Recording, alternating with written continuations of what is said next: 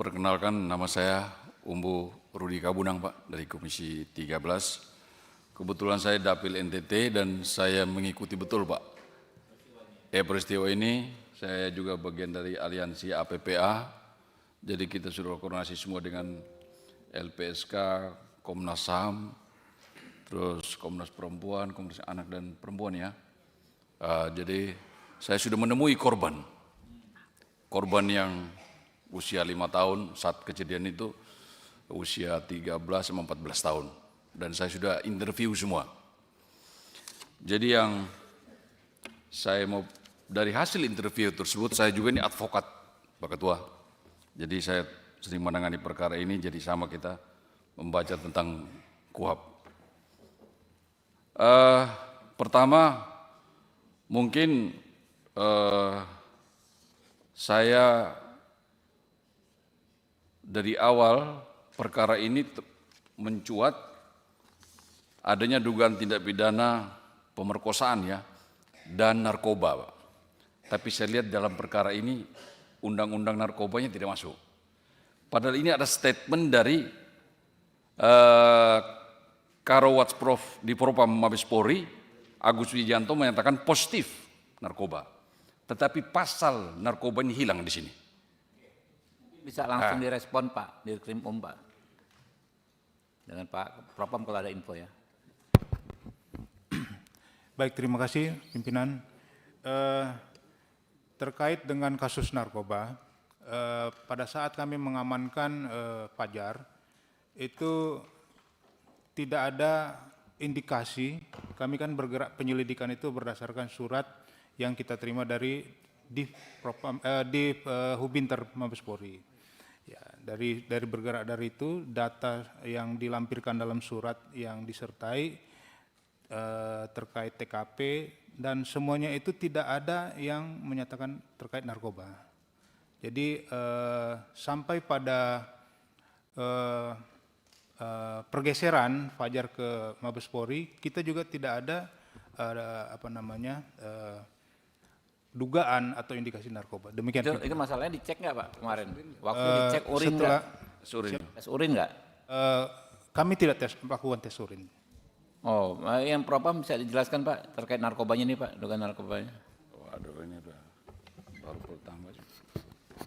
Mohon izin pimpinan sidang dapat kami sampaikan di sini untuk yang kami serahkan pula pada saat itu, karena memang kami langsung serahkan ke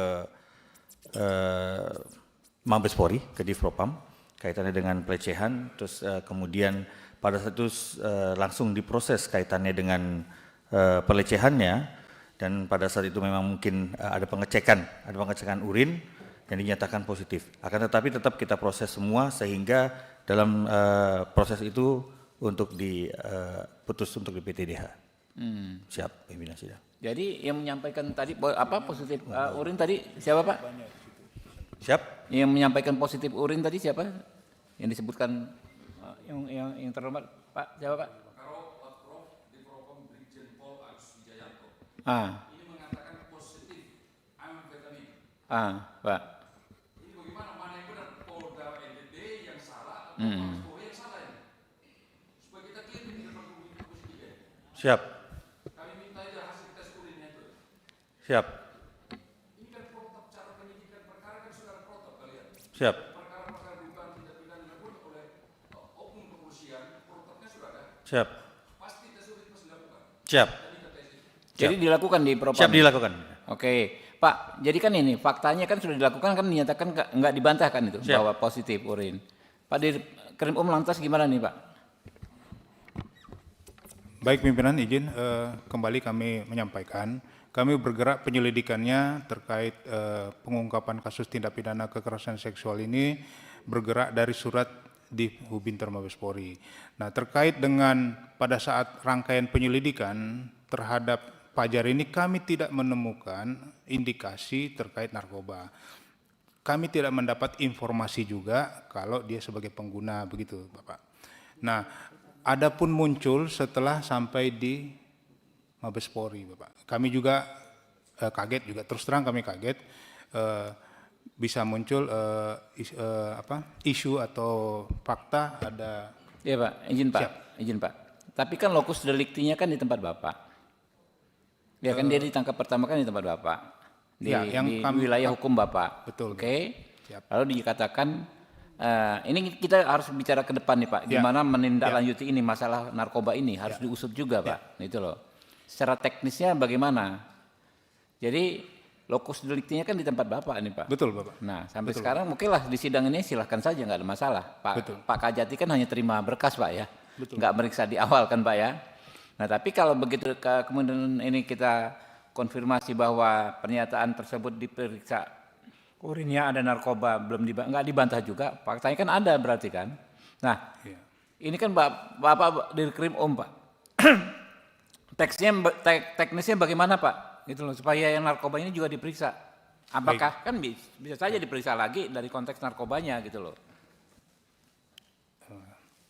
Baik Bapak, jadi izin terkait dengan terindikasi pengguna, ya, pada saat itu kami informasinya bahwasanya Fajar itu sebagai pengguna karena dilakukan tes urin di Mabes Polri. Itu saja yang kami dapat Bapak. Nah, pada saat di Polda atau di NTT tidak dilakukan itu Pak. Dan itu tidak ada indikasi kami dugaan dia sebagai pemakai pada saat itu Bapak. Muter-muter nih Pak, bulat Pak. Saya nanya, tolong dicermati Pak Dir.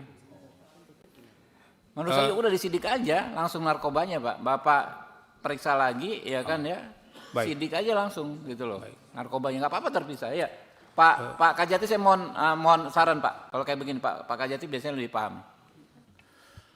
Ya, mohon izin pimpinan sesuai dengan prinsip diferensiasi fungsional terkait dengan pra penuntutan, maka tentu yang kami teliti adalah apa yang ada dalam berkas perkara. Betul pasti. Itu Ya, saya udah seperti paham itu. Pak. Ya. Nah, ketika ada fakta seperti ini, teknis menyelesaikannya gimana menurut Pak Kajati? Dikembalikan kepada pemilik kewenangan, Oh, yaitu oke. penyidik yang Oh, punya penyidik hak ya. untuk Ya. melakukan penyidikan.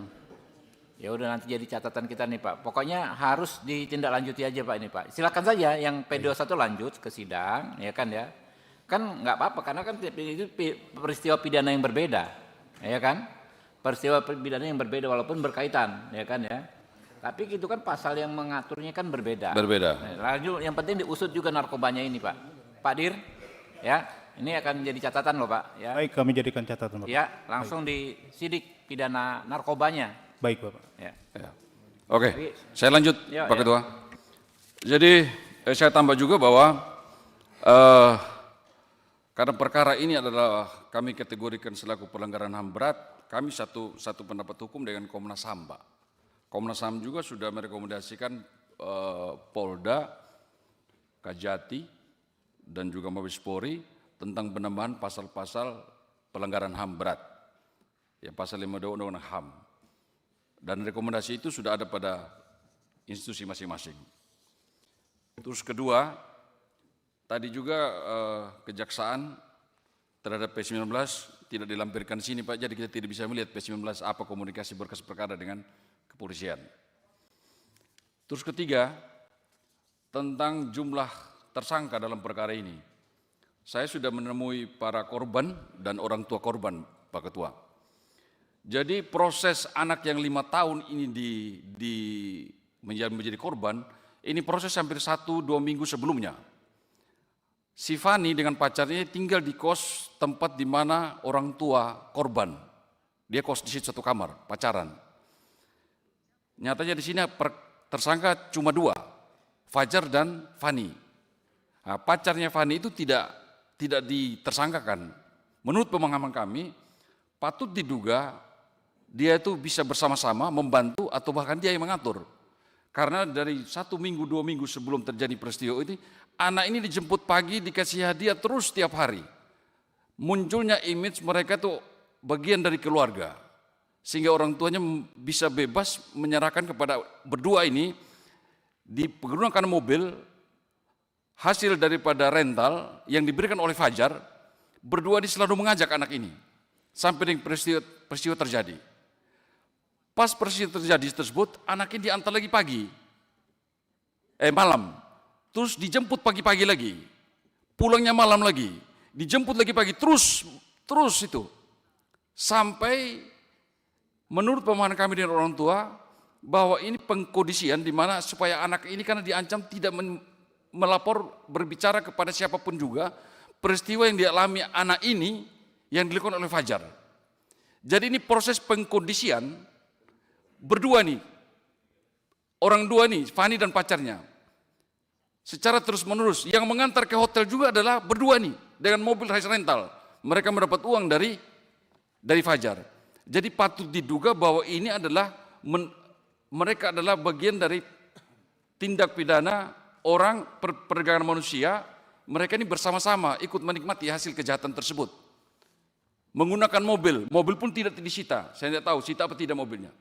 Rekening mereka tidak pernah disita. Saya tidak tahu apakah disita.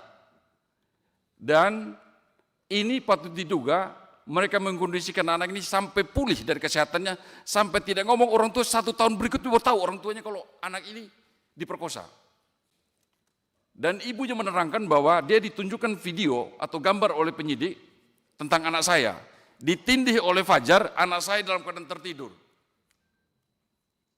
Saya berpikir dengan keadaan tertidur anak usia 5 tahun, ini segini Pak anak ini panjangnya. Saya berpikir bahwa anak ini dibius Pak. Dibius. Jadi dia tidak merasa sakit, tidak menangis di hotel. Hotel kan bisa terdengar pada semua.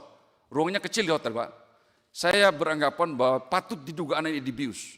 Jadi harus adanya masuk undang-undang kesehatan Pak. Nah ini harus kita ungkap supaya penerapan pasal dalam dugaan tindak pidana ini harus maksimal Pak. Jadi kalau ada keraguan kita junto-juntokan aja. Baik itu undang-undang pelanggaran HAM berat, undang-undang yang sudah diterapkan di sini dengan undang-undang kesehatan. Ini tidak diterapkan.